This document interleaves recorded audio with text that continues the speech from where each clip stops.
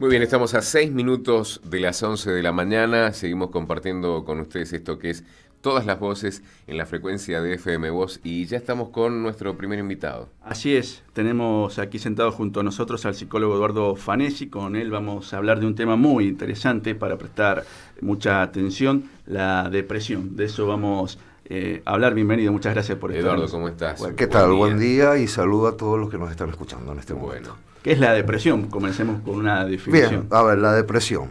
En realidad la depresión está caracterizada dentro de los cuadros o dentro de la categoría de trastornos del estado de ánimo, ¿sí? Si nosotros tomamos en cuenta el Manual Diagnóstico y Estadístico de Trastornos Mentales, el DSM, que todos los colegas y todos los que estamos en salud mental trabajamos, ¿sí? Que es lo que nos permite estandarizar los cuadros a nivel mundial. Justamente lo que les decía estaría dentro de los trastornos del estado de ánimo, donde hay muchísimas categorías. Tenemos la distimia, tenemos la depresión mayor, tenemos los trastornos bipolares, pero la depresión sería un conjunto de síntomas que están enmarcados fundamentalmente en este trastorno del estado de ánimo, que puede ser con características absolutamente melancólicas. Y también encontramos casos de depresión con características maníacas. Esto es importante tenerlo en cuenta. Por ahí que es el conjunto de síntomas que hablarían justamente de esta melancolía o esta manía. Sí. Te consulto si la depresión se desencadena a partir de una determinada situación que atraviesa la persona, una situación de angustia por una cuestión a lo mejor que puede ser familiar, laboral o por lo que sea, o si hay alguna cuestión por allí de índole genético que pueda influir. ¿Cómo lo encuadran ustedes? Bien. La patología, digamos. Bien, en realidad hay distintos tipos, ¿sí? Por un lado tenemos los tipos de depresión que llamamos depresión reactiva, que son aquellos cuadros depresivos que son desencadenados justamente por situaciones puntuales y situaciones observadas y reconocidas. Por ejemplo, ante la muerte de un ser querido, donde uno tiene una significación especial, se puede generar un cuadro depresivo reactivo por esta dificultad de ir cerrando o ir trabajando la cuestión del duelo. Sabemos que cada uno tiene sus procesos y tiene sus momentos para ir resolviendo las diferentes situaciones. En estos casos sí, hay una causa puntual que desencadena el cuadro, ¿sí? Pero tenemos otros casos donde la depresión no se genera por cuestiones puntuales y específicas. A ver, en realidad, si uno se pone a hacer un análisis profundo y psicoterapéutico, y por ahí podemos encontrar alguna de las causas, ¿sí? Que están reprimidas, que están guardadas. Bueno, cada teoría psicológica, bueno, lo aborda de diferente manera, ¿no? Pero encontramos algunas situaciones donde se encuentran casos de depresión que tenemos características hereditarias o congénitas, que muchas veces esto también hace que se complejicen los cuadros, ¿sí? ¿Por qué? Porque no es fácil. Trabajar la depresión no es tarea sencilla en realidad, ¿no? Y además que, bueno, depende de las características de cada sujeto. Pero cuando la situación es visible, cuando es observable, cuando sabemos cuál puede ser el motivo de este estado de ánimo, por ahí se nos facilita el trabajo terapéutico. A diferencia de otros casos que no es muy difícil encontrar las causas, ¿no? Muchas personas dicen, bueno, me siento mal, no sé por qué. Que pueden haber muchísimos por qué. Puede venir de un motivo lejano que repercute absolutamente. A lo mejor después, ¿no? Es más, puede venir de un motivo lejano. A ver, yo trabajo también la teoría, por ejemplo, la cuestión de los duelos, que recién hacía referencia. Hay casos de depresión infantil donde estarían dentro de la categoría que yo trabajo como los duelos blancos, duelos negros o duelos rojos, ¿no? Los duelos blancos serían aquellos que a uno le adjudican, ¿sí? Determinadas cuestiones, nuestros padres, nuestros abuelos, nuestros descendientes, como que nos adjudican determinadas cuestiones para que nosotros podamos resolver. Cuando nos adjudican esto, o al niño se le adjudica esto, el niño no sabe qué es lo que tiene que resolver, ¿sí? O sea, esto es como para un tema de otro programa, en realidad, sí, ¿no? Sí. Pero ante las preguntas que ustedes me hacían, sí, indudablemente tenemos cuestiones hereditarias o genéticas en algunos de los casos. Muchas veces los cuadros de depresión o este estado de ánimo se aparece comórbido o paralelamente a un cuadro de ansiedad que está hoy por hoy muy en la primer categoría dentro de los porcentajes de trastornos de los sujetos son los trastornos de ansiedad, paralelamente a los cuadros depresivos. Tengo otra consulta, porque una persona que tiene este antecedente, por ejemplo, de haber tenido a su papá o a su mamá con este antecedente de depresión, esa ya es una carga genética que puede traer a la que debería prestarle importancia, es decir, a ver, si además es una persona que a lo mejor tiene una personalidad de por sí melancólica o algo por el estilo, hay que prender una luz amarilla y decir, empezar una terapia porque esto termina en una depresión. Sí, a ver, por una parte sí, por otra parte no, es una respuesta bastante contradictoria la que les estoy dando, ¿sí? Porque por ahí, cuando uno habla de melancolía, también uno encuentra personas que la estructura de personalidad es melancólica y no es sinónimo de depresión, ¿sí? Encontramos, por ejemplo, dentro de las estructuras melancólicas, personas donde por ahí tienen tendencia bastante pesimistas, donde ven todo lo negativo ante determinadas situaciones, donde analizan todas las debilidades y no toman en cuenta las fortalezas que se pueden tener. Entonces uno también tiene que ir viendo, a ver, si es una estructura de personalidad con esta característica o un síntoma o una característica particular que puede dar lugar a otro tipo de cuestión. Obviamente, a ver, son aspectos, si nosotros encontramos una familia donde el papá es depresivo o la mamá es depresiva y además tiene un abuelo paterno o materno que, a ver, evidentemente son elementos importantes a tener en cuenta. Esto no determina que vaya a haber una depresión. Claro, ¿sí? Lo que sí, por ahí es importante tener en cuenta que si las depresiones están, vuelvo a repetir, conjuntamente o comórbidas a los cuadros a un trastorno de ansiedad, ahí sí hay que prestar atención, porque la ansiedad o el trastorno de ansiedad es aprendido, ¿sí? No es hereditario, pero es heredable. Esto, a ver, en realidad los casos de ansiedad, si bien tienen que ver con cuestiones de la estructura de personalidad, son aprendidos por modelos, ¿sí? Claro. Uno aprende a tener miedo, aprende a estar ansioso, entonces esos sí son elementos que uno tiene que tener en cuenta para, no te digo que ante tal o cual situación todos tienen que ir al psicólogo, aunque a nosotros nos vendría bien en realidad. Pero, a ver, es un elemento como para tener en cuenta, hay que tenerlo en cuenta. El modo de vida actual, el modelo de sociedad en el que vivimos, que nos exige mucho económicamente, que nos exige también tener una imagen social, mucho, por supuesto, un estrés muy importante, ¿favorece a este tipo de cuadros? Absolutamente. Es más, estamos en un momento en el cual se han incrementado notablemente los casos de depresión y de trastornos de ansiedad. ¿Sí?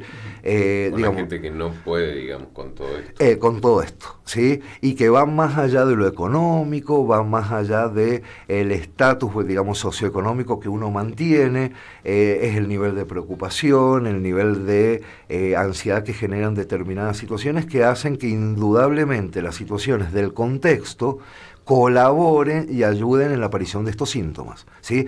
Por ejemplo, yo vuelvo a repetir, porque muchas veces uno asocia depresión con melancolía, pero hay veces donde el sujeto reacciona, por ejemplo, de una manera efusiva, una manera violenta, y uno por ahí no relaciona esta situación con el hecho de que puede estar atravesando un cuadro depresivo. No, no siempre la depresión es sinónimo de tristeza, más allá de que la base es esa, ¿no? Claro. Sino que muchas veces es esto que tiene que ver, como vos preguntabas al principio, hay situaciones puntuales que hacen que uno reaccione de una determinada manera. La cuestión explosiva también puede ser un síntoma depresivo o puede ser una característica de personalidad explosiva, ¿sí? Pero a ver, son todos aspectos a tener en cuenta. Es muy complejo el tema de la depresión, realmente. Eduardo, ¿la depresión se cura? La depresión depende de los casos, sí. ¿Sí? O uno por lo menos intenta ser optimista en este sentido.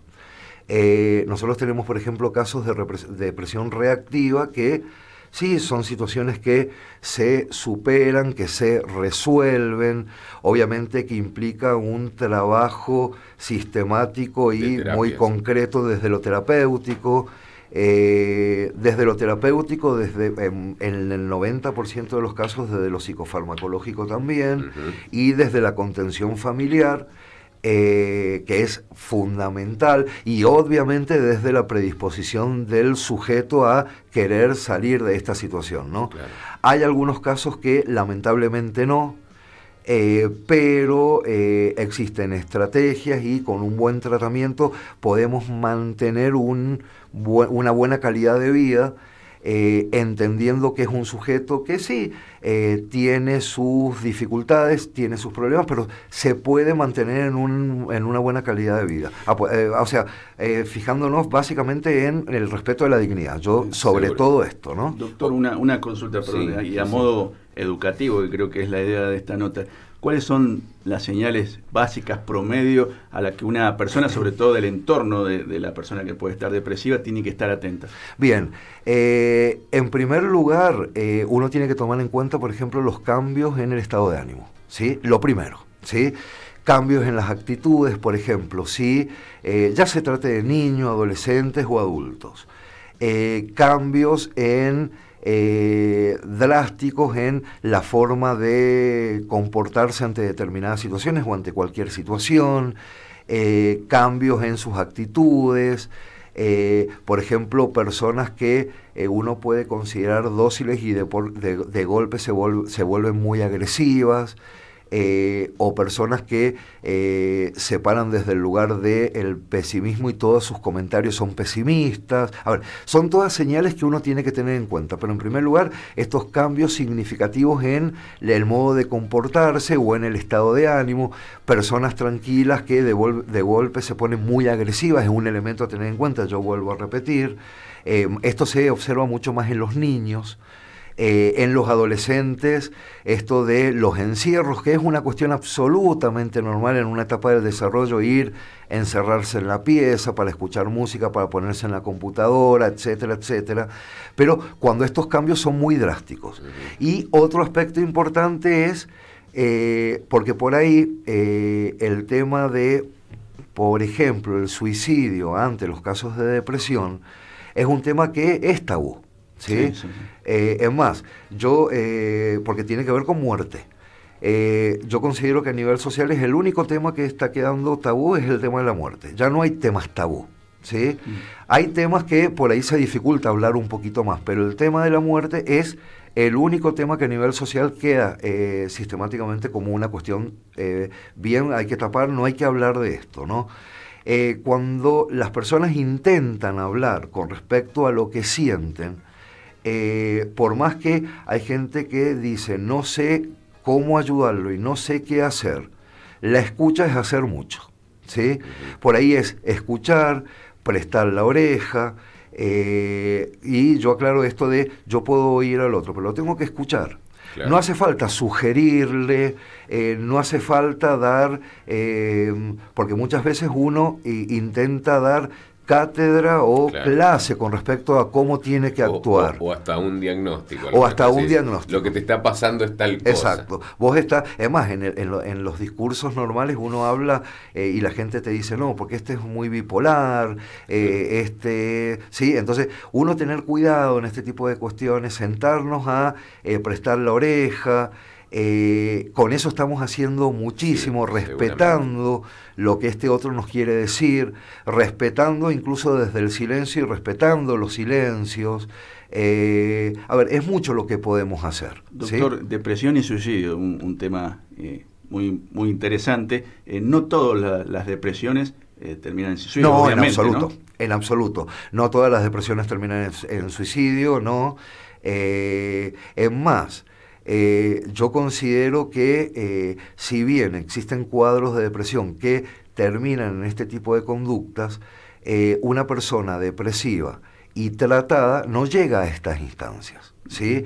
Pero indudablemente requieren esto de el soporte terapéutico, el soporte farmacológico cuando fuera necesario, el acompañamiento familiar, la voluntad o la predisposición del sujeto a salir de esta cuestión. No necesariamente termina en suicidio, al contrario, ¿sí? Hay casos que indudablemente sí, hay casos de que no tienen, no hay características depresivas y que terminan en este tipo de situación o de acto que, tomándolo a tiempo es absolutamente evitable. Hay gente que sabemos que se desbordan ante las situaciones de la vida, que no tienen escapatoria, que no saben cómo afrontar las situaciones. Claro. Son momentos es un rapto de pensamiento que hace llevar a esto. Es más, se ha comprobado incluso que personas que han intentado esta situación de suicidio, hay un momento en el cual aparece el arrepentimiento. Digamos, es muy complejo el tema del suicidio. ¿Qué es cierto en que los cambios de estaciones o las fiestas tienen mayor tasa de suicidio que algunos días de la semana? El domingo, dicen. Totalmente. Sí, en realidad hay como una predisposición particular. ¿Sí? Por ejemplo, en primavera hay un aumento de los cuadros de ansiedad coincidente con la floración. Uno lo dice en realidad, coincide la floración de la naturaleza con la floración interna, ¿sí?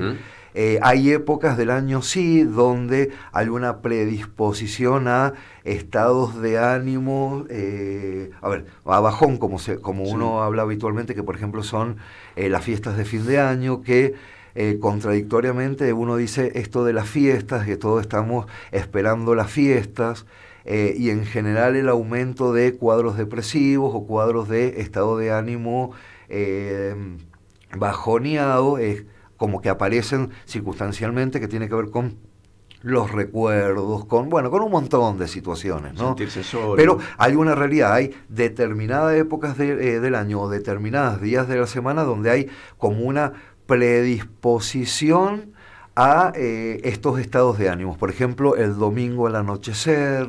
Claro. Es más, incluso hay personas que han intentado investigar esta situación porque uno lo atribuye al lunes que empieza toda la actividad, pero incluso aparece en el domingo al atardecer, y uno, por ejemplo, el lunes no tiene que trabajar o está de vacaciones. Igual siguen apareciendo estos síntomas, ¿no? Digamos, esto es real. Donde, por ejemplo, ahora hay una onda que ante determinada actividad física, donde uno, por ejemplo, como terapeuta sugiere salir a caminar. Hay especialistas que dicen que no hay que salir a caminar cuando está amaneciendo, o cuando está anocheciendo. Esto tiene que ver con las morfinas, que hacen que el estado de ánimo baje. Esto se relaciona con la serotonina. Esto tiene que ver todo con lo neurológico, claro, y con lo biológico, en realidad. Pero hay una realidad que tiene que ver con esto de los cambios de estación. Hay una predisposición puntual hasta esto. Eduardo, bueno, si bien la depresión está, digamos, presente prácticamente en todas las edades del hombre, ¿hay alguna franja etaria por ahí donde sea un poquito más, donde influya mucho más la presencia de estos cuadros?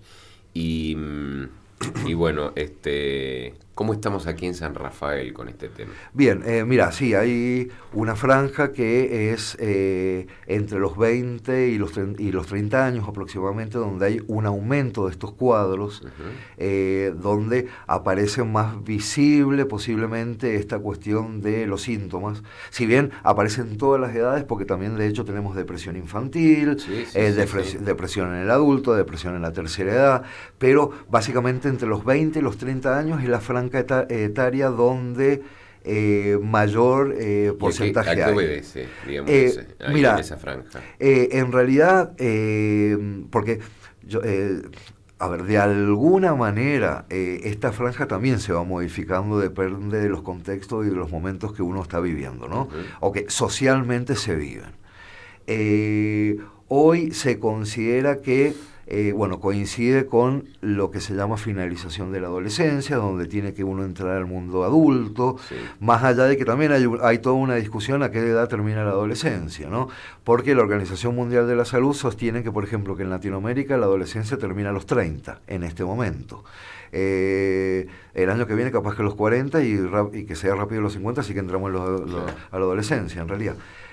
Pero tiene que ver justamente esto con este cambio, con estas exigencias que se hace a los jóvenes para entrar al sistema, al mundo laboral.